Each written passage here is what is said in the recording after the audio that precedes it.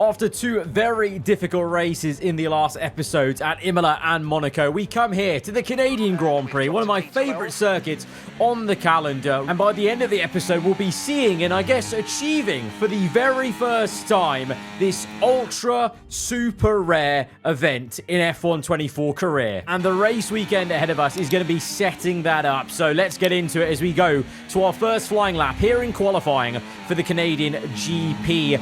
Obviously, we've got some good speed, usually, around this circuit, but how is the Red Bull going to fare? It was definitely feeling a lot less stiffer at the rear end, I've got to say, compared to some other circuits. A little bit of an issue, though, into the final couple of corners with a lock-up trying to get the nose turned in.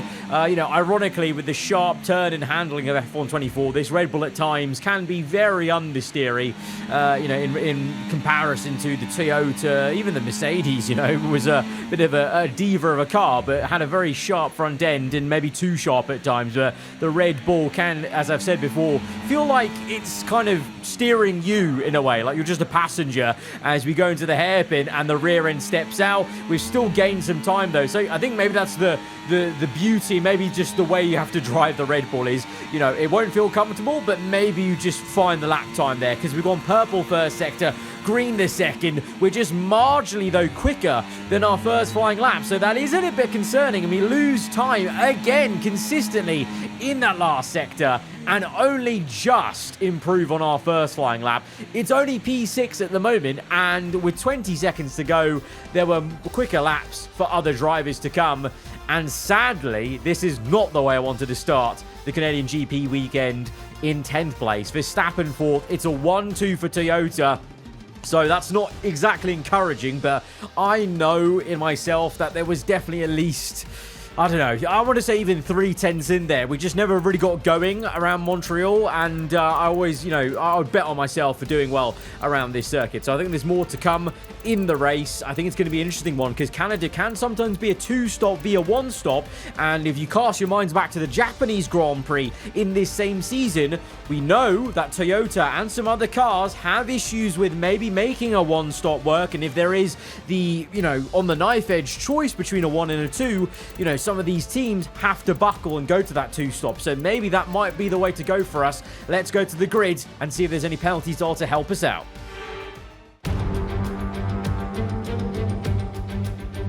We're back once again beside the St. Lawrence River here in Montreal for the Canadian Grand Prix.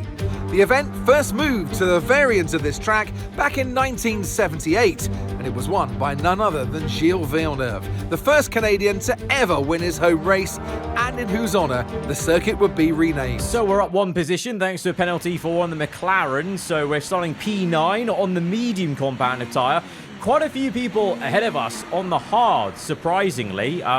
So that's a very unique way to go. I've not actually seen that before in Canada too many times. It's usually a soft or a medium to kick things off. So maybe that actually alludes to already, maybe some of these teams are a bit nervous about the tyre wear here around Montreal. Not really a circuit where you see the hards used a lot, and especially by the AI at the start of the race. I've actually been known to start on hards before and make that work really well, but we're on the mediums, as is, I believe, Max Verstappen.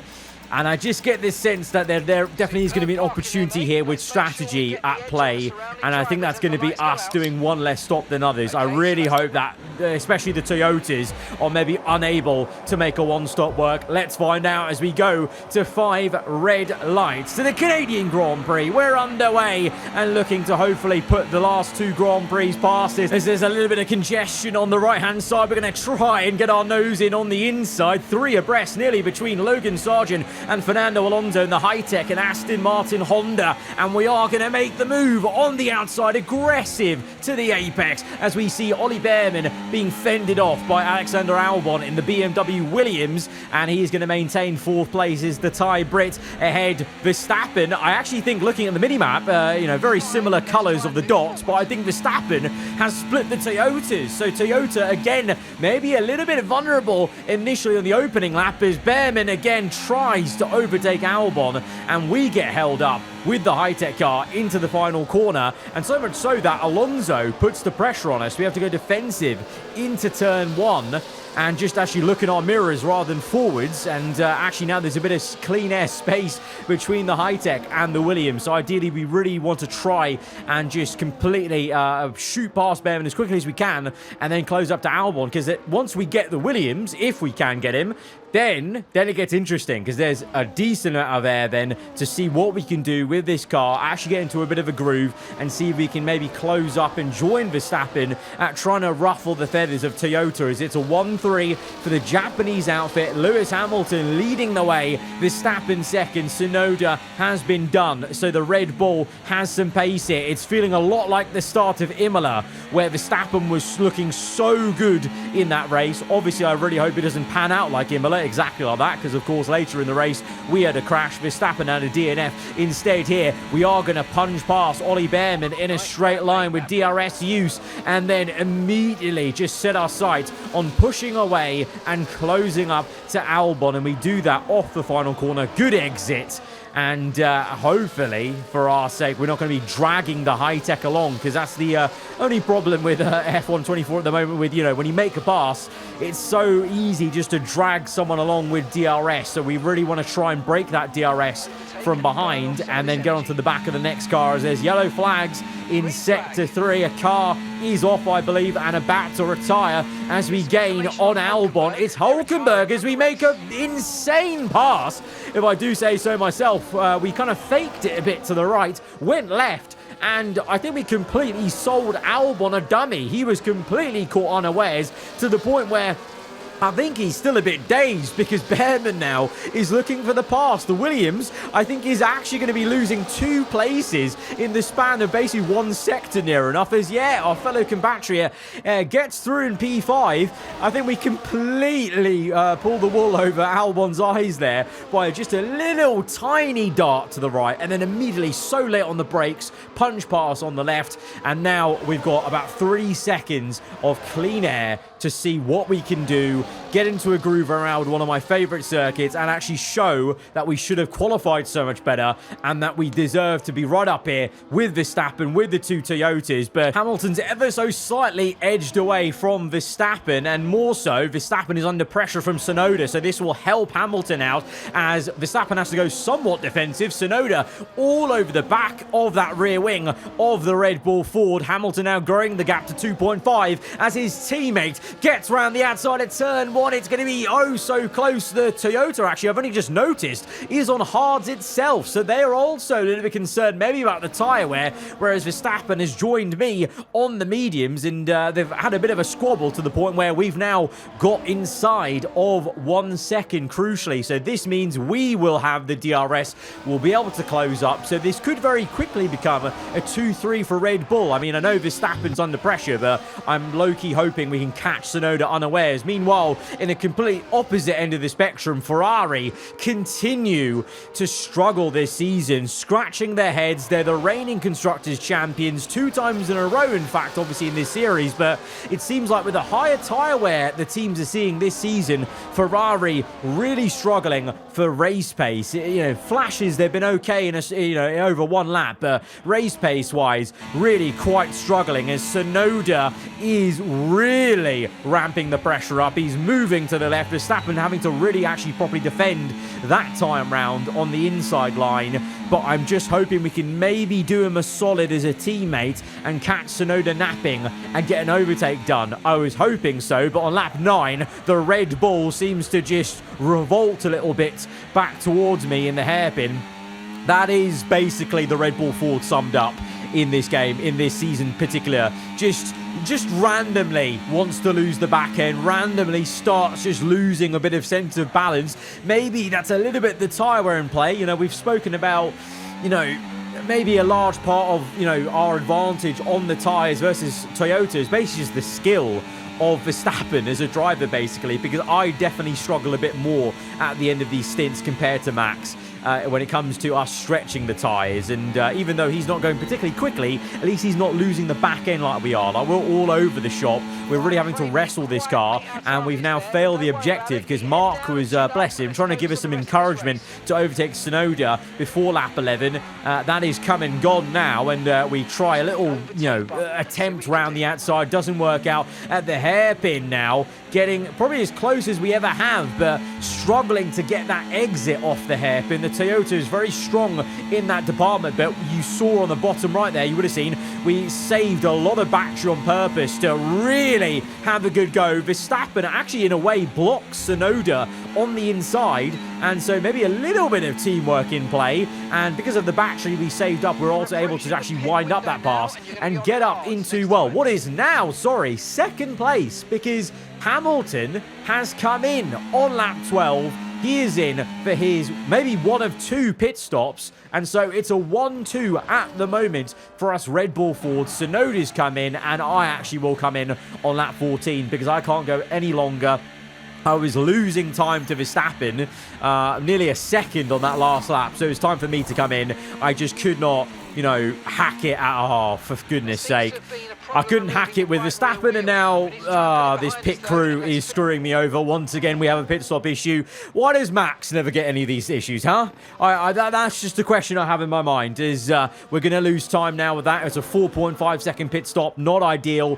Hamilton second place, Tsunoda third. 9.6 the gap is to Verstappen. So clearly Toyota have actually gained a lot with that early pit stop. That's definitely a fact, but I think they're making a second stop. I really do, whereas I believe myself and Max are trying to go to the end of the race, going as long as we did on the mediums, whereas Hamilton went medium. Tsunoda has gone hard, would you believe? That's incredible. So Tsunoda feels like he's that bad on tyres in that Toyota this season that he's gone for a double hard strategy, which is kind of mental, to be honest. So I think eloquently kind of shows off maybe one of the only redeeming features I'm finding of F1 24 in career mode season to season is there clearly is a big difference season to season of tyre wear levels, and we're seeing that affect different teams in, different kind of, extremities, basically. In the case of Ferrari this season, really dropping off. Even McLaren have looked very kind of inconsistent, you would say,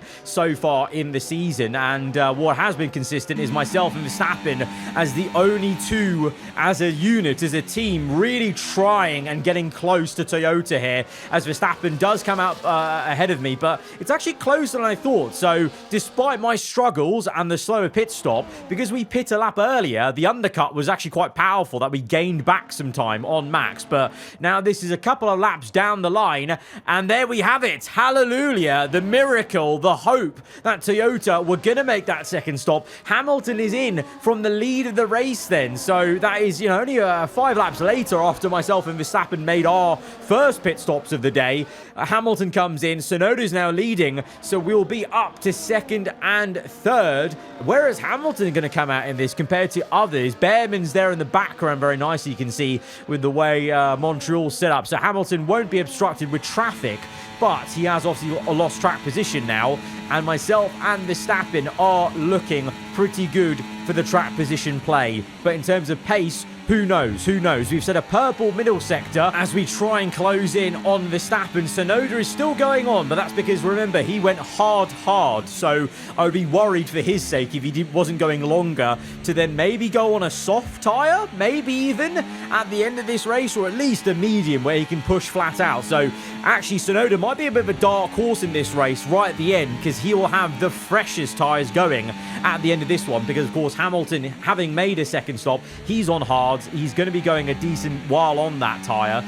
He's got fresher hards than us, but yeah, Tsunoda will be the freshest of them all by the end of it. But Mark is now giving us the hurry up, so he believes we can overtake Verstappen. And remember, once Yuki makes his stop, this will be the fight for first place as it stands between myself and Verstappen. So far in this season, you got to, probably agree with me that Verstappen's actually had the measure of us. I'll put my hands up. He's had the measure of us. He's had this in his back pocket in a couple of races with the tyre wear. But this is a race where we can have a go at him as we use plenty of the battery and try and go round the outside. It's a very respectful swap, to be fair, because I think at this stage, both of us know there's no point sewing each other up with 5 fighting. We have to work as a team to try and combat Toyota. So maybe Verstappen, he didn't feel like he put up much of a fight, and we didn't, put up too much of a aggressive turn in, let's say, for that chicane to make the overtake. So it's a very eloquent swap, 1 and 2, as Tsunoda comes out in P4, acres of clean space, but he's lost, what's that, like nearly 9 seconds down the road. So he's going to have to really hope those new tyres are going to be unbelievable for him. But myself and Verstappen swapping, and again, we're not going to put up too much of a fight. You heard and saw the little lift off there, because I know there's no point getting stuck fighting side by side in Sector 2. Let's just make these overtakes on the straights, basically give each other DRS in hopes of staying ahead of Hamilton, who is now within DRS range though. So despite us doing one less stop, Hamilton's brought back the gap and he's there. So this is going to be a problem as we overtake Max with DRS. We've actually saved battery, so that can help us stay ahead and maybe use it in the second sector. We've actually had a very good exit off that chicane. That's given us a little bit of breathing room, and we can use that battery in Sector 2 to try and push away. But now this becomes interesting because we're trying to work as a team, but then at the same time, part of me is thinking, oh, can we try and maybe let Max fight Hamilton and we can maybe pull away for the race win? That would be quite cool. But some movement going on behind for the tail end of the points. You've got Behrman in P5, Alonso P6, Albon recovering somewhat in this race after a bit of a downturn in his race, let's say in the first stint. Norris P8, Sargent P9, so high-tech on for a good double points finish this will be. As we cut back to the action right at the front, Hamilton practically pushing Verstappen through that complex of corners, and that's going to pressurize Max to go for a move on me. It's a late lunge from the Dutchman. Catches me a little bit surprised. Didn't think he was going to go down the inside immediately there, but we actually saw that happening in terms of I saw Hamilton pushing him so hard. So I saved all my battery actually for this back straight in anticipation that we'd have to maybe use it to not only defend Hamilton there just to stay second, but also stay on the back of Verstappen. So having to play a little bit of a game with the ERS just to make sure we have enough to make the repass at the crucial points. Kind of almost, in a way, accepting they might repass me in other places, but as long as we can re-overtake on the back straight, that's really the most important thing, especially when it comes to the last couple of laps. This is where the race could be won or lost. As we pass Verstappen, he's really slow into that final corner on the inside line, and now all of a sudden Hamilton has an opportunity here. Verstappen makes an uncharacteristic small error maybe in his racing line, and now he's side by side with Hamilton. This is always a classic battle, of course, but in a very different circumstances. It is Toyota versus Red Bull Ford. Hamilton into second place, but you know what? In a weird way, Verstappen having that issue for himself has helped us out a lot, because that scrapping, just even for 2 corners there between him and Lewis, has given us a 1.4 second gap. Just a little bit of breathing room. I say a little bit because that gap is going to come down, because the Toyota, as long as it's in clean air for Hamilton's sake, he's going to be quick. He's going to bring that gap down, but it allows us just a bit of breathing time to collect our thoughts, collect our kind of composure, and prepare for the end of this race. 5 laps to go. It's overcast now, so the track conditions might be a little bit colder. How's that going to affect ourselves and Toyota? Who knows? But Hamilton has walked away from Verstappen and is now a lap or 2 later in DRS. So Verstappen has fallen away. His tyres are not holding on. Can we hold on? We talked about Verstappen being so good at that in the first stint, but actually, lo and behold, we're the ones with the track position in P1 now with 4 laps to go. Hamilton, though, is under half a second. That Toyota is going to come for a pass. We're using so much energy on the ERS to try and combat that DRS, but he's going to absolutely shoot past us. We're going to try a very desperate move into the last chicane. That could have been a disaster. We nearly spanned that 360 into the chicane. We held it with a bit of a lock up and a very quick turn opposite lock to keep it going, and we'll just stay in DRS. Meanwhile,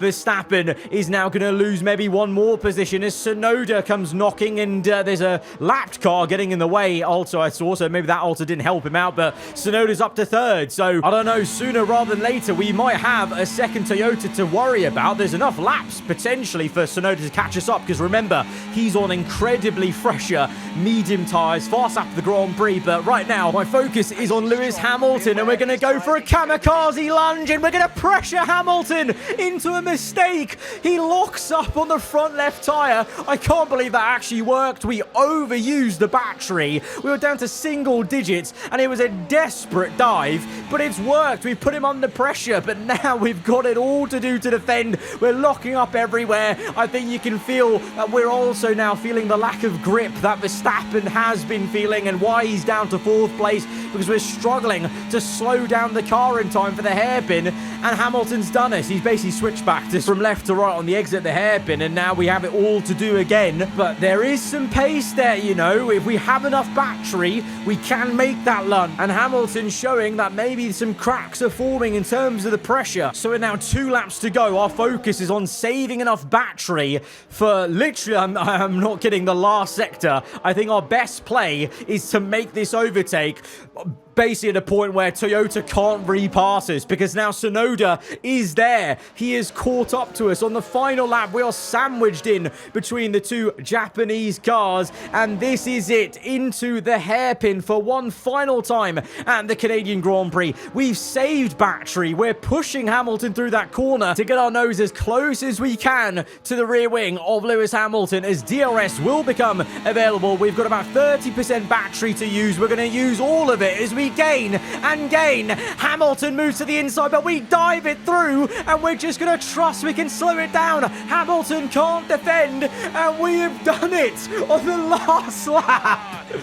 We have completely reversed our luck. From the last 2 races, hardly any points scored, a DNF at Monaco, but the win at the Canadian Grand Prix. We can always count on Canada to give us that result. There's just something about this place. I love it. I love it. They take the checkered flag then here in Canada in what has been another fabulous Grand Prix. It's one thing to put fast laps together, but to make these moves stick without losing too much time, that's real racecraft. I think this race makes up for Monaco, makes up for Imola. Very similar to Imola in terms of, you know, we were the only team really giving fight to Toyota, and we need to make the most of these races. We did it in Imola. We need to. If there's any future races like this where genuinely myself and Verstappen either have the tyre advantage or just on pace and merit look quick, we need to take it, because there'll be other races where Toyota return to dominance. It's still a very big mountain to climb and a big challenge to really take the fight to Toyota, but races like this give us some hope, and also races like this enable us for the very first time on F1 24 after 78 episodes to get a career-defining intensity rivalry with a driver, and none other than Max Verstappen. I mean, I think that's a pretty epic person to have a career-defining rivalry with. And not only is it one rivalry in the teammate rivalry, it's actually a second one of a rating rivalry. So we have 2 career-defining rivalries going on in-game for the teammate challenge and the rating challenge. We're both 97 rated. So how is that going to affect the relations in this team, the tensions? How will Verstappen's AI respond to that increase of intensity of rivalry? We're going to have to find out as the season goes on. If you guys have enjoyed this one, though, hit the like button. Let me know what you thought in the comments below. And if you're around here, then do get subscribed for weekly Formula 1 content. I'll see you guys next time. Goodbye.